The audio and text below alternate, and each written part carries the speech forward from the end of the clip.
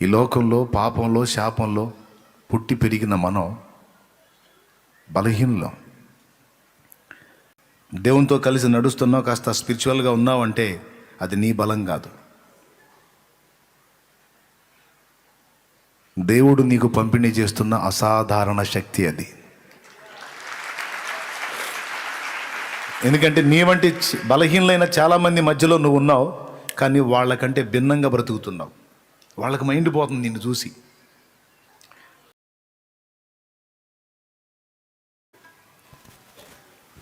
నా చుట్టూ ఎన్నో ఉంటాయి, నా చుట్టూ ఎన్నో ఆకర్షణలు ఉంటాయి, ఎన్నో అందుబాటులో ఉంటాయి, కానీ అవేవి స్థిరం కాదయ్యా. ఒకనాటికి అన్నీ నన్ను వదిలి వెళ్ళిపోతాయి. నేను కలిగి ఉన్న అందం ఒకనాటికి నా దగ్గర ఉండదు, నేను కలిగి ఉన్న ఐశ్వర్యం ఒకనాటికి నా దగ్గర ఉండదు, నేను నా అనుకున్న నా వాళ్ళు నా చుట్టూ ఉండరు. నీకోసం నేనున్నాను, మేమున్నాం అనేవాళ్ళు కూడా నాకు చివరి వరకు ఉండరు. కానీ ఈ లోకంలో జీవించినంత కాలం, ఇక్కడ నుండి కన్ను మూసి ఆ రాజ్యానికి వచ్చినంత కాలం, నన్ను వదలక విడవక ఎడబాయిక హత్తుకుని ఉండే ఒకే ఒక్క నేస్తం నా ప్రాణం నువ్వే యేసయ్యా. ఎన్నెన్నో మనోహర దృశ్యాలు చూచిన అంతా మాయయ్యా, జలమా జీవ జలమా, జలమా జీవ జలమా,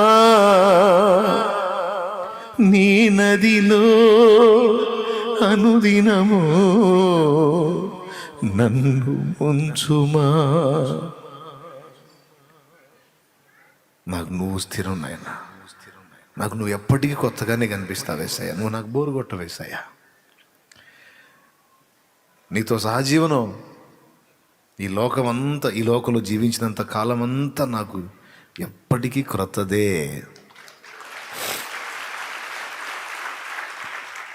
కాబట్టి లోకంలో దేన్ని బట్టి కూడా మన సంతోషం స్థిరంగా ఉండదు, కానీ క్రీస్తు యేసు మీద మనం దృష్టి నిలపగలిగితే, ప్రభు మీద మనం దృష్టి నిలపగలిగితే మన సంతోషం స్థిరం. ఎందుకంటే ఆయన నిత్య నూతనుడు.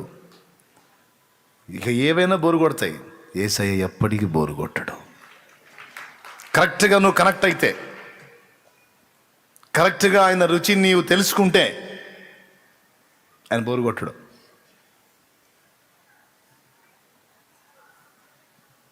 మీ అందరి హృదయాల్లో ఆ అనుభూతి, ఆ అనుభవం, ఆ రుచి దేవుడు ఉంచుగాక.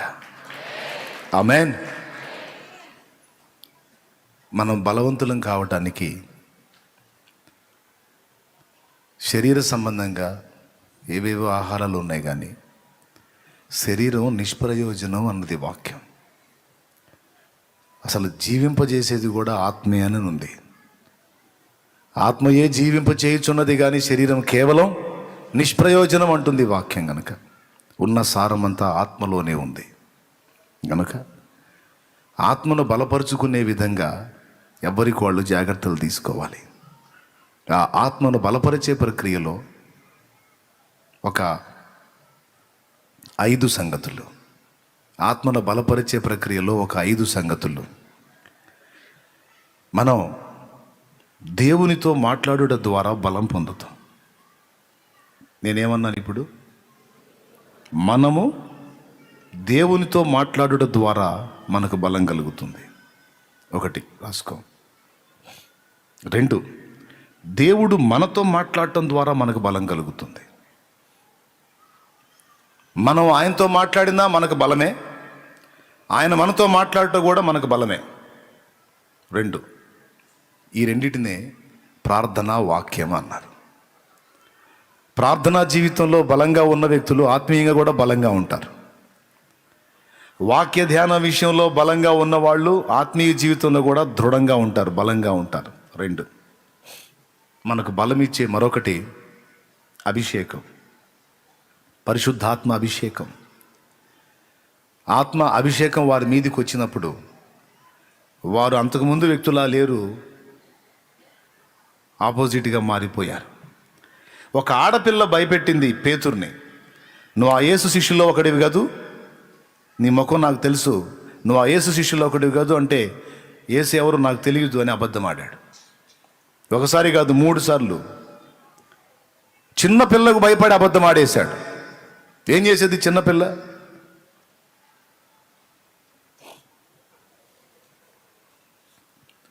అలాంటి పేతురే పెంతెకోస్తు పండుగ నాడు పరిశుద్ధాత్మ అభిషేకం పొంది ఆత్మయందు బలం పొందిన తర్వాత వేలాది మంది యూదులైనటువంటి మనుషుల ముందు ఏసే రక్షకుడు, ఏసే నిజ దేవుడు అని ఎలుగెత్తి ప్రకటించాడు.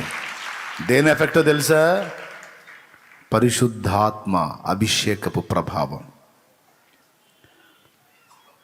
పరిమళించెనే నా సాక్ష్య జీవితమే, పరిశుద్ధాత్ముడు నన్ను నడిపించుచున్నందునే,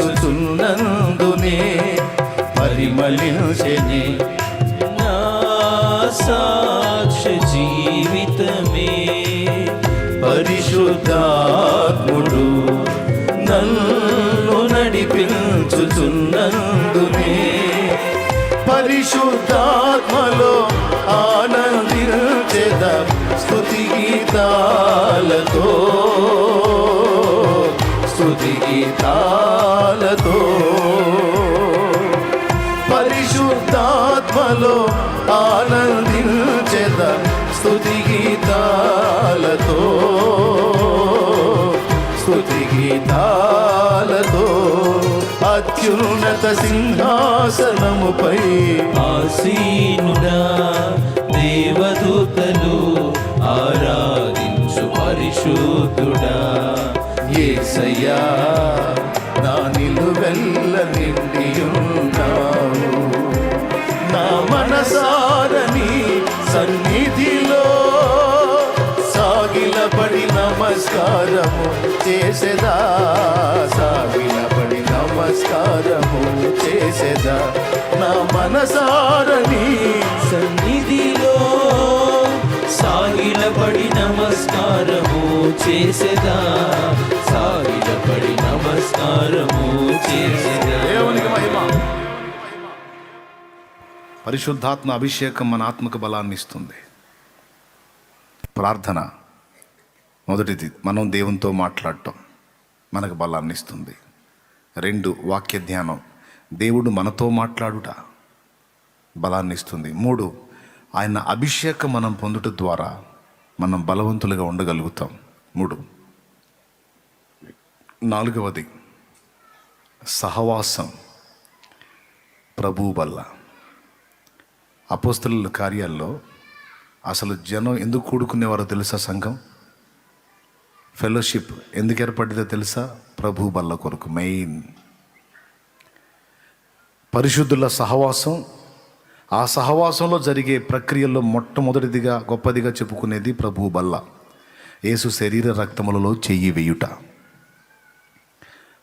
ఆయన శరీర రక్తాలు మన లోపలికి వచ్చినప్పుడు కూడా మనకు బలము కలుగుతుంది అని చెప్తున్నాడు. ఎందుకంటే చేప నీళ్ళల్లో బ్రతకడం సహజం. చేప ఒడ్డును కూడా బతుకుతుంది అంటే అది అసాధారణం. మనిషి ఒడ్డున బతుకుతున్నాడు అంటే సాధారణం.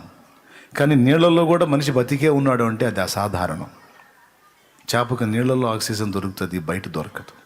మనిషికి బయట ఆక్సిజన్ దొరికిద్ది, నీళ్ళల్లో దొరకదు. కానీ నీళ్ళల్లో కూడా మనిషి ఆక్సిజన్ పొందుతున్నాడు లేక బతుకుతున్నాడు అంటే సాధారణానికి భిన్నమైన అసాధారణ ప్రక్రియ ఏదో జరుగుతుంది లోపల. ఈ లోకంలో పాపంలో శాపంలో పుట్టి పెరిగిన మనం బలహీనులం.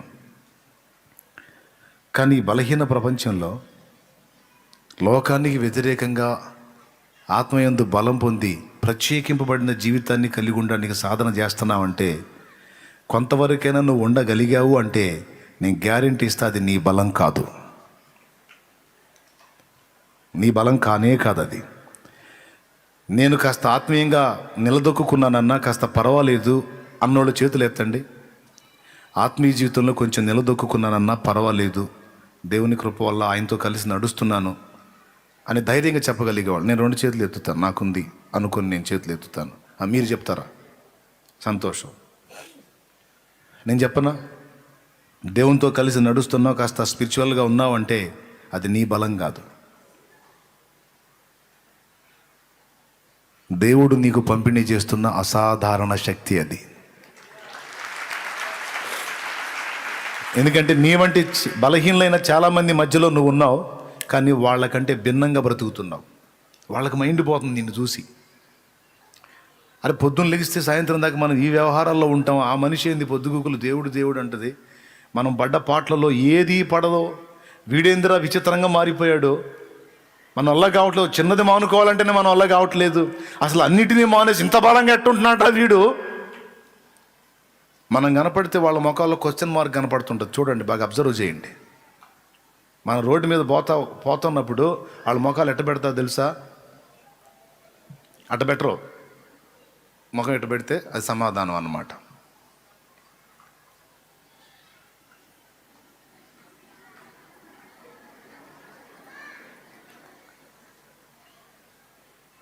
రోడ్డు మీద ఒక నడుచుకుంటూ పోదు, క్వశ్చన్ అట్ట చూస్తారు. నీకు వెళ్ళి గమనించు, నువ్వు పోతా జస్ట్ అట్ట చూడు. వాళ్ళు అట్లా చూడకపోతే అప్పుడు అడుగు. ఎందుకు? వాళ్ళలాగా ఉండవు నువ్వు. వాళ్ళు ఏ విషయాల్లో అయితే బలహీనలై ఉన్నారో వాటిని అలవోకగా జయించి బ్రతికేస్తున్నావు నువ్వు. వాడికి మైండ్ పోతుంది, ఆమెకి మైండ్ పోతుంది. ఎట్లా బతుకుతుందిరా నాయనా? అది ఎట్ట బతుకుతున్నాడు రా నాయనా? వాళ్ళకి తెలియని రహస్యం మనకు తెలిసి ఏంటంటే అసాధారణ శక్తి నీలో పనిచేస్తుంది. అదే దైవశక్తి. అదే పాపాన్ని అధిగమించి, లోక ఆకర్షణ అధిగమించి నువ్వు నిలబడటానికి కారణమైంది. ఆ అసాధారణ శక్తి నీలోకి ఎలా వస్తుందో తెలుసా? ఇప్పుడు చెప్పిన 3తో పాటు 4వది ప్రభువు వల్ల, ఆయన శరీర రక్తాలు. నన్ను తినువాడు నా మూలముగా జీవించును. యోహాను సువార్త 6వ అధ్యాయము 53-4 వచనాల నుంచి చదువుకోండి, అందులో ఉంటుంది. నా శరీరము నిజమైన ఆహారము, నా రక్తము నిజమైన పానము. నా శరీరమును తిని నా రక్తము త్రాగువాడే నిత్య జీవము గలవాడు.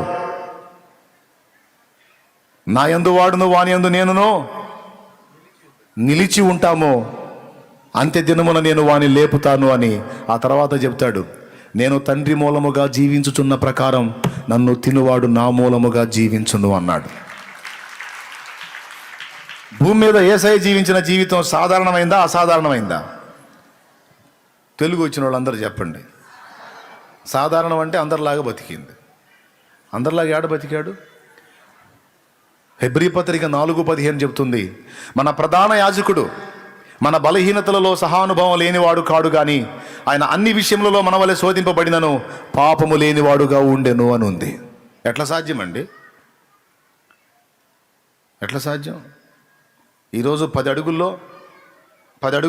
పడకుండా నడవాలని ట్రై చేసి 3 సార్లు పడుతున్నాం. కానీ ఆయన 33.5 సంవత్సరం భూమి మీద జీవించాడు. ఎక్కడ ఒక్క చోట కూడా ఆయన పాపము చేయలేదు అని చెబుతుంది వాక్యం. అమ్మది మామూలు విషయం అది. మనం పెద్ద పెద్ద పాపాలు చేయకపోయిన నోరన్నా జారుతాం, కళ్ళల్లోనైనా అపవిత్రత ఉంటుంది, కనీసం చెడు వినటానికైనా ఇష్టపడతాం. ఏ కోశానో ఏ కోణానో కూడా ఆయన పాపము చెయ్యలేదు అని కరాఖండిగా చెప్పేసింది వాక్యం. అంత పరిపూర్ణంగా ఆయన ఎలా జీవించగలిగాడు అంటే ఆయనే చెప్పాడు, తండ్రి మూలంగా నేను జీవించాను. ఈ సాధారణ లోకంలో సాధారణ మనుషుల మధ్యలో అసాధారణ జీవితం నాకు తండ్రి వల్ల సాధ్యమైంది అన్నాడు. అలాగే నా బిడ్డవైన నీకు నా వల్ల సాధ్యమవుతుంది, నిన్ను నేను నిలబెడతాను అన్నాడు. అందుకే ఇప్పుడు జనానికి నువ్వు అర్థం కావట్లా. నువ్వు ఎవరితో కలిసి తాగావో వాళ్ళు ఇప్పటికీ తాగుతానే ఉన్నారు, కానీ నువ్వు దాన్ని మానేసి దర్జాగా తిరుగుతున్నావు. వాడికి మైండ్ పోతుంది, ఇందిరా వాళ్ళలాగా మనం ఎందుకు మారలేకపోతున్నాం. ఇంకో చెప్పనా, ఈ బాధ తట్టుకోలేక మళ్ళీ పోయి తాగుతారు వాళ్ళు కూర్చొని. ఏ బాధ తట్టుకోలేక? వాళ్ళలాగా మనం ఎందుకు ఉండలేకపోతున్నావురా, నాకు చాలా బాధగా ఉందిరా, మళ్ళీ ఒకసారి పోయేద్దాం పండురని పోతారు.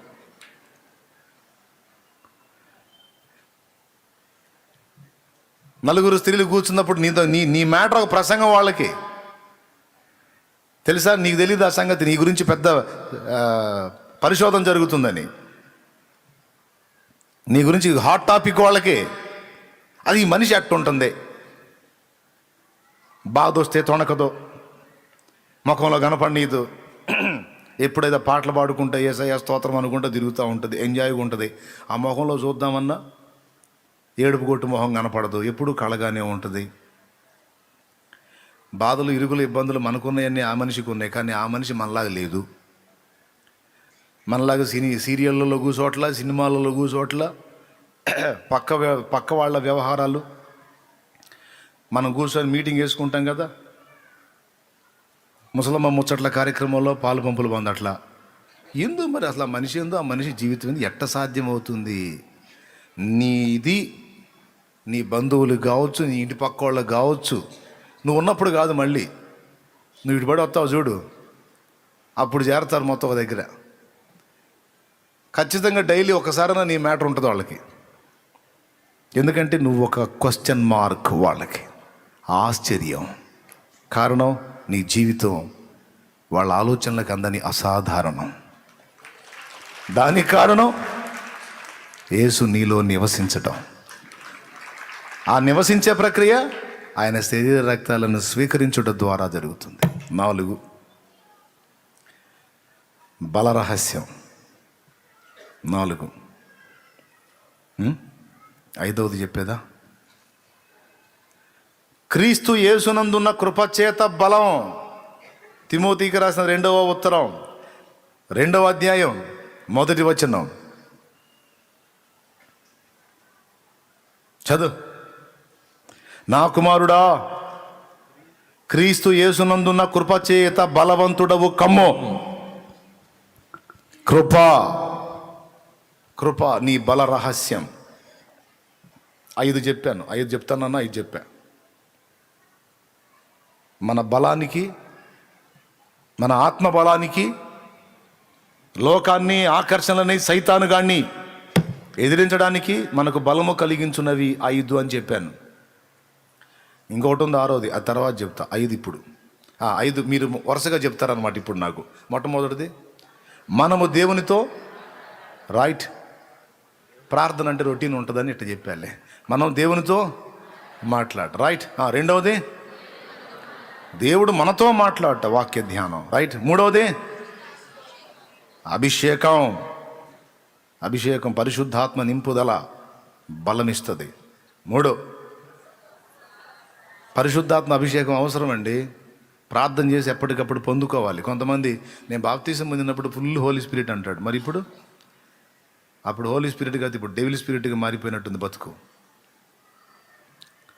అప్పుడెప్పుడో పొందటం కాదు, ఎప్పటికప్పుడు ఆత్మాభిషేకం పొందుకోవడానికి దేవుడిని ఆశ్రయిస్తూ ఉండాలి. నువ్వు ఈ పాపిష్టి లోకంలో పవిత్రంగా బతకాలంటే దేవుని ఆత్మ బలంతోనే సాధ్యమవుతుంది, కానీ లేకపోతే కష్టమైద్ది, గెలవలేవు. అది ఎరిగి కాస్త ప్రార్థన జీవితం తగ్గుతుంది, పరిశుద్ధత జీవితం తగ్గుతుంది, వాక్య ధ్యానాసక్తి తగ్గుతుంది, ఆత్మీయతలో కొంచెం దిగిపోతున్నాను అంటే గుర్తుపట్టాలా. అభిషేకం తరుగుతుంది. మళ్ళా దేవుని దగ్గరికి వెళ్ళి ఆత్మతో నింపబడినట్లు అభిషేకం పొందుకోవటానికి సిద్ధపడి దేవునికి సమీపంలో వెళ్ళాలా. హల్లెలూయా. పరిశుద్ధాత్మ అభిషేకం ఆత్మకు బలాన్ని ఇస్తుంది. 4వది ప్రభు యొక్క శరీర రక్తములు మన లోపలికి ప్రవేశించడం ద్వారా అసాధారణ జీవితం జీవించడానికి కావలసిన నడిపింపు దొరుకుతుంది. 4 నేను చెప్పాలి, అక్కడ యేసయ్య చెప్పాడు, రిఫరెన్స్ చూపించా. 5వది క్రీస్తు యేసునందున్న కృపచేత బలం. ఈ బలం దేనికి ఉపయోగపడిద్దో తెలుసా? సైతానుగాన్ని ఎదిరించడానికి ఉపయోగపడిద్ది. వాడు వస్తాడు చిన్నదానికి పెద్దదానికి, నువ్వు నోరు జారినా ఆ మాట పట్టుకుంటాడు, నువ్వు ఏం జారినా సరే అవి పట్టుకుంటాడు. వాడు పట్టుకొని నీ చిట్టా మొత్తం తీసుకొని నువ్వు ఏకాంతంగా కూర్చున్నప్పుడు లేదా ఒంటరిగా కూర్చున్నప్పుడు అవన్నీ తీసుకొచ్చి నువ్వు ఇంత తేడా, నువ్వు అంత తేడా, నువ్వు అలా, నువ్వు ఇలా. పొద్దున్న ఎవరో ఒక చెల్లి నాకు వచ్చి చెబుతుంది, ఆ చెల్లి ఉందో లేదో ఇప్పుడు ఇక్కడ తెలియదు, కానీ ఆ చెల్లి నన్ను అడిగిన చెల్లి ఉంటే ఇదిగో నీ సమాధానం, పొద్దున్న నువ్వు అడిగావు ఇదిగో సమాధానం. వాడు నిన్ను ఆత్మీయ జీవితంలో స్థిరంగా నిలవకుండా పాడు చేయటానికి, దేవుని సన్నిధి నుండి నిన్ను దూరపరచడానికి నీలో వాడు అపరాధ భావం పుట్టిస్తూ ఉంటాడు. వాడి పేరే అపవాది. అపరాధ భావం అంటే ఏంటో తెలుసా? నేరారోపణ. నిన్ను నువ్వే ఏమనుకుంటా ఉంటావంటే, నేను తగను, నా నోరు మంచిది కాదు, నా కళ్ళు మంచివి కాదు, నా చేతలు మంచివి కాదు, నా నడతలు మంచివి కాదు, నా హృదయాలోచనలు మంచివి కాదు, నేను అంత తేడా, నేను ఇంత తేడా అని ఊరికే నిన్ను నువ్వు అనుకుంటూ ఉంటావు. ఇదంతా ఎవడి పనో తెలుసా? ఆ లూసిగాడి పని. ఎవరి పని? ఆ లూసిగాడి పని ఇదంతా. పక్కన చేరి ఊరికే నీ లోపాలన్నీ ఏకరో పెడుతుంటాడు వాడు. అవన్నీ విన్నప్పుడు నువ్వు ఎట్లయిపోతావు? ఛార్జింగ్ దిగిపోయిన టేప్ రికార్డర్ లాగా అయిపోతావు అన్నమాట. మా చిన్నప్పుడు కరెంట్ లేదు మా ఇంట్లో, అందుకని బ్యాటరీ తెచ్చి టేప్ రికార్డ్ తెచ్చారు మా వాళ్ళు. నైట్ ఫుల్గా ఛార్జింగ్ పెట్టుకొని తీసుకొచ్చి బ్యాటరీ పెడితే టేప్ రికార్డు మోత మోగేది. ఒక రోజంతా మోగిచ్చేవాడు మన్నాయి. మరుసటి రోజుకి ఇక అది ఎక్కడో గుణగుణలాడుతూ ఉంటుంది, వినపడదు. అది టైపు సౌండ్ వస్తూ ఉంటుంది. అర్థమైపోయింది ఛార్జింగ్ దిగిపోయింది. దాని ఫోర్స్ తగ్గిపోయింది. అట్లాగా నిన్ను అట్లా చేస్తాడు వాడు. దేవుని దగ్గరికి వెళ్ళి ప్రార్థన చేస్తావు కానీ లోపల డౌట్, నా ప్రార్థన వింటాడంట, ఫుల్ తేడాగా. నేను దేవునికి ఎన్నో సంగతులు చెప్తావు, విజ్ఞాపన చేస్తావు, కానీ మళ్ళా డౌటు, నా ప్రార్థన వింటాడంటావా? అంత మంచితనం నా దగ్గర ఏముంది? నేను అంత పాపిని, ఇంత పాపిని, నాలాంటి దుర్మార్గుడు ఇంకొకడు ఉండడు, నాలాంటి నీచుడు ఉండడు, నికృష్టుడు ఉండడని బయట వాళ్ళు ఎన్ని రకాల తిట్లు మొత్తం నేను నువ్వే తిట్టుకుంటుంటావు, లోపల గందరగోళం అయిపోతుంటావు. ఇదంతా వాడి పని. ఇప్పుడు తేడా జరిగింది, మంచో చెడు అయిపోయింది. అయిపోయినప్పుడు ఏం చేయాలి? నువ్వు దేవుని పాదాల దగ్గరికి వచ్చి, అయ్యా నేను తేడా పడ్డాను, మంచో చెడు అయిపోయింది ప్రభా, ఇంకెప్పుడు నా జీవితంలో అలాగా బలహీనతలోకి వెళ్లకుండా నేను జాగ్రత్త పడతాను, నాకు బలాన్ని అయ్యా అని నువ్వు దేవునితో సమాధానపడి క్షమాపణ అడిగి ఆయన రక్తాన్ని ఆశ్రయించి ఆయన రక్తంతో కడిగేసుకొని ఫ్రెష్ అయిపోయావు. అవలేదా? అయితే అవు. అయ్యావా? అయితే మళ్ళీ ఆ పాపాన్ని వాడు గుర్తు చేసినా నువ్వు లక్ష్య పెట్టొద్దు. మళ్ళా చెప్పేదా? ఇప్పుడు మంచో చెడో, చిన్నదో పెద్దదో నీ వల్ల ఒక అపరాధం జరిగింది. అది ఫలానా అని నేను చెప్పను, ఏదన్నా కానీ ఒకటి జరిగింది అనుకో.